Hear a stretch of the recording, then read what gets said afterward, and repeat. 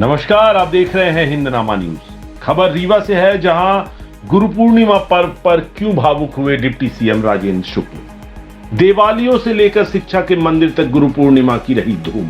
रीवा के TRS college में छात्रों ने छुए गुरुओं के पैर। डिप्टी सीएम ने कहा, भावुक करने वाला था पल।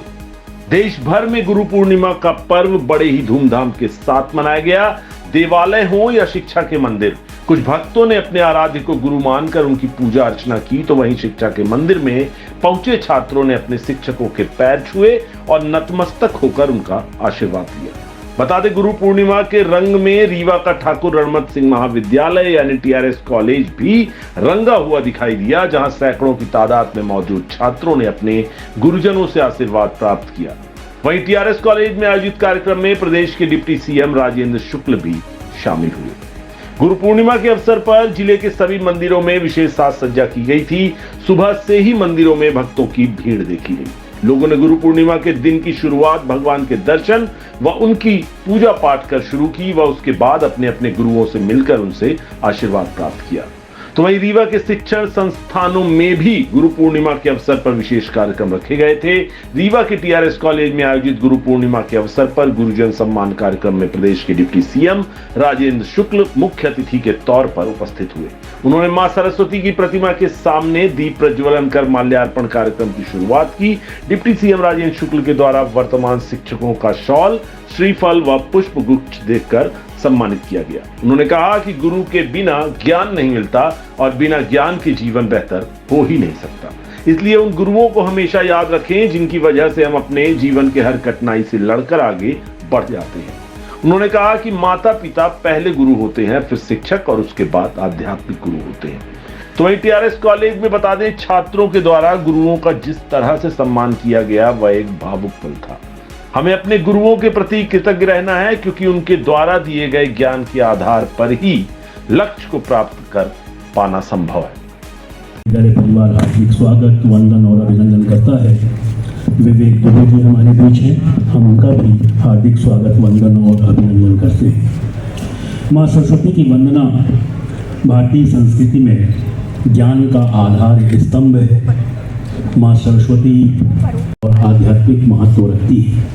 मैं महाविद्यालय की छात्र छात्राओं को आमंत्रित करता हूं कि वो सरस्वती वंदना करें संगीत विभाग के निर्देशन में।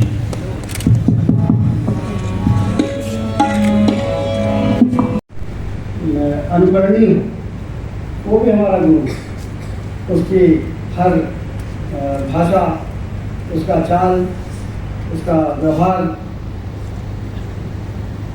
को भी हम समय समय पर ऐसे लोगों से प्रेरणा लेके आत्मसात करते हैं, तो कहीं ना कहीं हम उनको भी, उनसे भी सीखने का काम करते हैं। वो भी एक तरह से गुरु हो जाते हैं, जिसने जीवन में एक आदर्श स्थान प्राप्त किया है।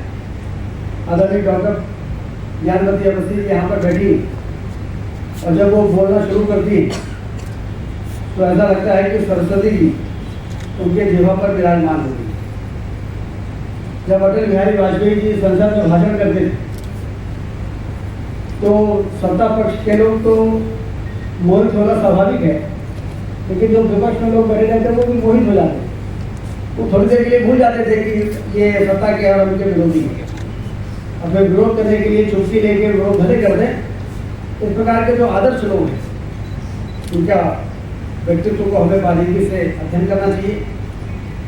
आखिर ऐसा क्या कारण है? स्वामी विवेकानंद, जिनकी विशाल प्रतिमा कॉलेज चौराहे में स्थापित है, वो इसीलिए स्थापित की गई कि ये छात्रों के आने जाने का रास्ता है। यहाँ पर स्वामी विवेकानंद को देखेंगे तो सोचने के लिए विवश होंगे कि इतनी कम उम्र में स्वामी विवेकानंद ने भारत की संस्कृति, भारत की महत्व को किस तरीके से वहाँ पर विश्व के धर्म सम्मेलन में प्रस्तुत किया। कि तालियों की गड़गड़ाहट से कई बार वो हॉल स्थल गुंजायमान होता रहा और लोगों ने उनकी विद्वता रखा और भारत का के आध्यात्मिक वैभव का दुनिया ने लोहा मानने को मजबूर हुए और बहुत जल्दी देश को दुनिया को छोड़ के चले गए स्वामी विवेकानंद, लेकिन अमर हो गए। और हम आज भी उनसे प्रेरणा लेते हैं। उनका मंत्र था, उठो जागो और चलो, तब तक लक्ष्य की प्राप्ति न हो जाए तब तक। गुरु पूर्णिमा के शुभ अवसर पर गुरुजनों को प्रणाम करते हुए सभी को मैं बधाई देता हूं।